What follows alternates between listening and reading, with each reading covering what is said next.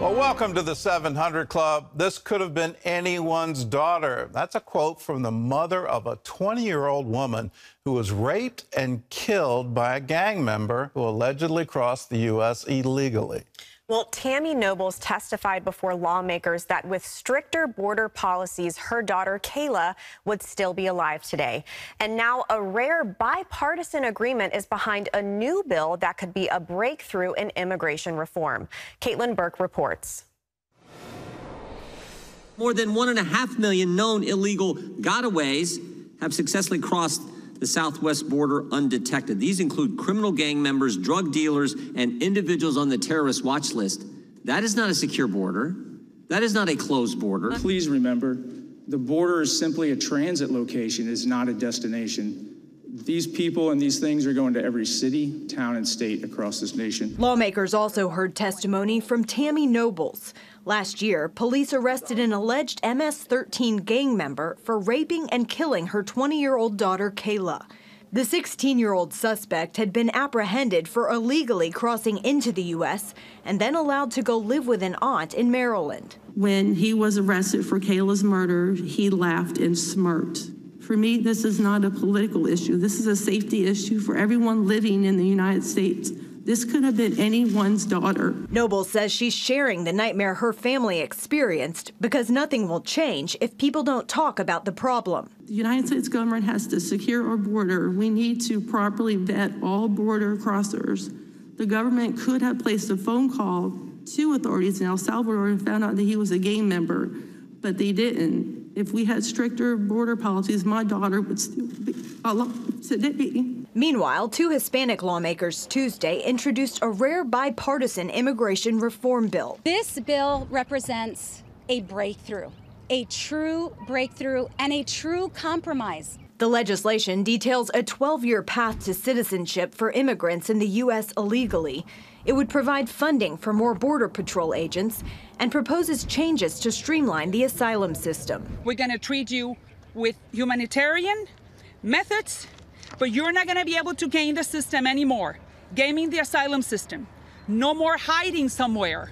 We're going to treat you well, and we're going to determine your case in 2 months. It's been 13 years since Congress seriously addressed the immigration system. And besides the bipartisan nature of this bill, it's unlikely to go very far. The Republican-controlled House vows not to take up any immigration legislation unless it's aimed at securing the southern border. Caitlin Burke, CBN News, Washington. Well, we all keep hoping for progress on an immigration bill. Let's have comprehensive legislation that can actually handle the enormous problem we're facing every single day on our border. And let's echo what the border agents said. The border is not a destination. It's just a place of transit. And these people are going throughout our country, and they're going essentially uninhibited. Well, in other news, nowhere near a deal on the debt ceiling. That's what House Speaker Kevin McCarthy is telling Republicans behind closed doors. John Jessup has more on that story from our CBN News Bureau in Washington. John? That's right, Gordon. Speaker McCarthy publicly is saying that the White House and Congress can meet the June 1st deadline to prevent a default on U.S. government debt. In private, though, he admits there's still a ways to go. CBN's Charlene Aaron has the story.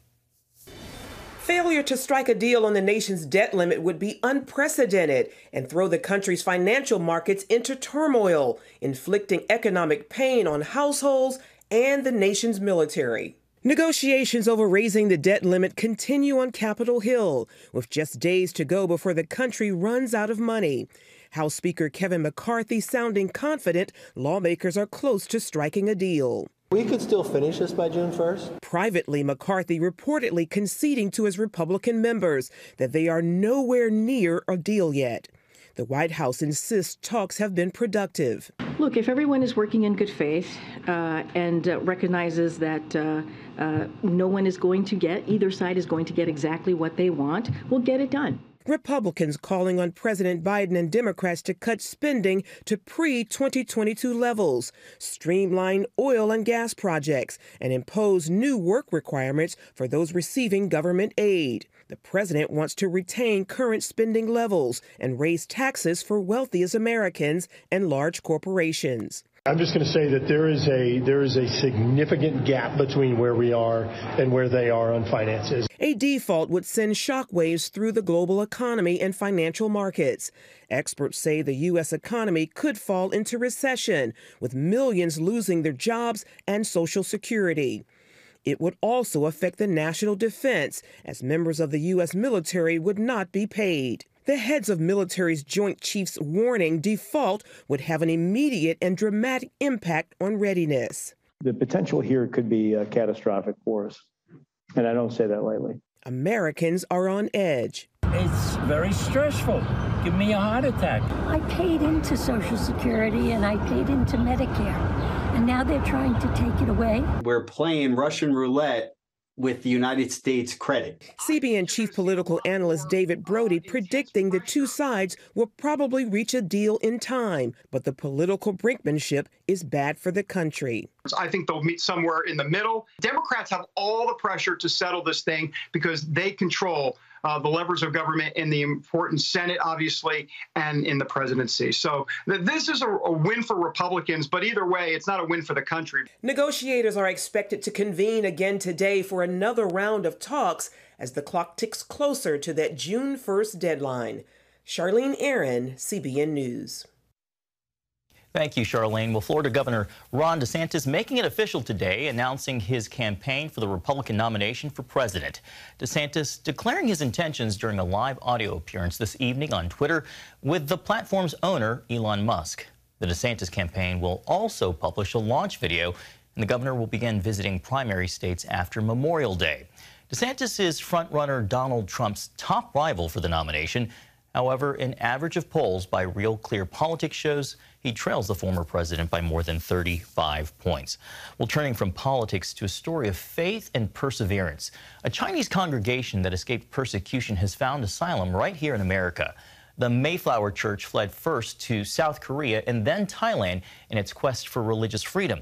CBN Asia correspondent Lucille Toulouse reports on their deliverance from one final challenge that opened the door to a new home in Tyler, Texas. The Mayflower Church congregation escaped the People's Republic of China in 2019 and headed to South Korea and then to Thailand. Stranded there while hoping for UN refugee status, all hope seemed lost when Thai immigration police arrested all 63 members for expired visas. Pastor Pan told CBN News he worried about what might happen. I saw the Thai police is different from the Chinese police.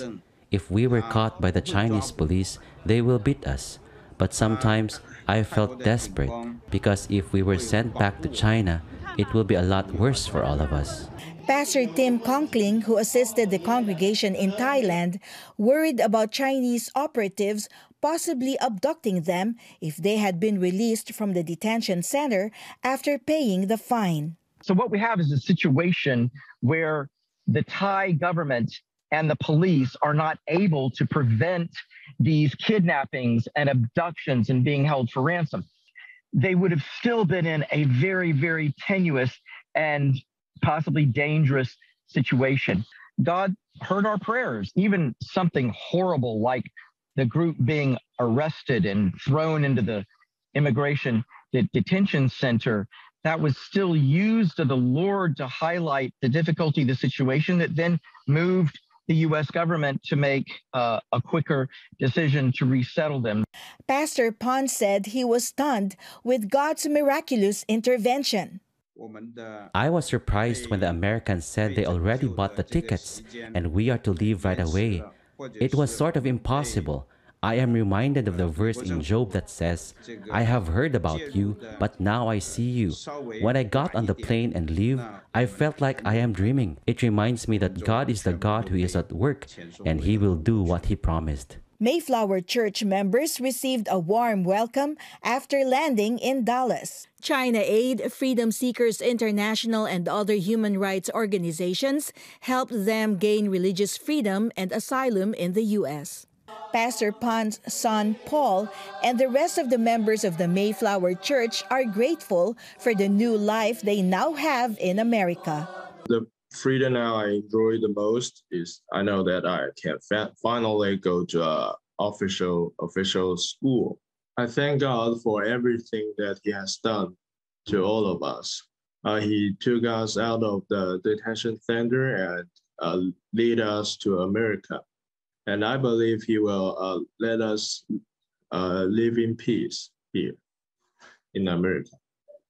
Lucille Talusan, CBN News. America, a place of hope and refuge. Gordon, back to you. We started off with a negative story about immigration. Here's a very positive story, but they followed the rules. They first applied for asylum in a neighboring country, and in that process, the U.S. government recognized this wasn't going to work, and so legally, they opened the door, and we welcomed them with open arms. This is the standard that America lives by. We want to be a shelter for those who are in need.